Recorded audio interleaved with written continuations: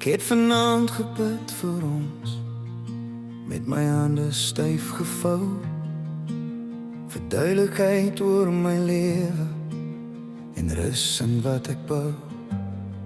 Ek het gevra vir daai engel wat hy gestuur het om my te red, dat ek nie sink en wegdryf in my donker hart. Ek vra dat my hart nie verhard, dat jy my sien soos ek is, tog beter as wat ek was. Ek het 'n gebed opgesê vir ons, dat my siel deur jou hartskoen gewas word, dat geluk en liefde wat ons twee verdien, deur jou hande, deur jou asem in my vloei. Ek het 'n gebed opgesê vir ons, en ek het jou brood nodig, my lief. Mag my skuld jou nooit verniel nie, mag my skade jou nie vang.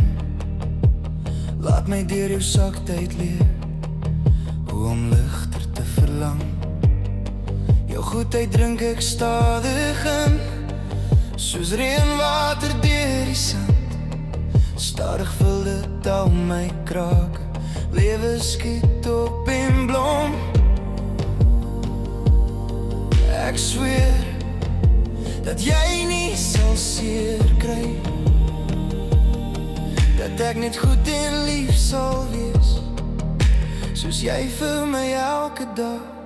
Laat my donker hart verlig in die helder van jou glimlach.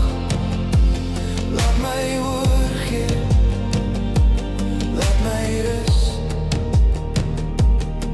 in die geur van jou geduld. As ek val, hou my vas, laat my nie weer wegdryf. Ek wil wortel, ek wil groei in jou liefde vir altyd. Ek het 'n gebed opgesê vir ons, dat my siel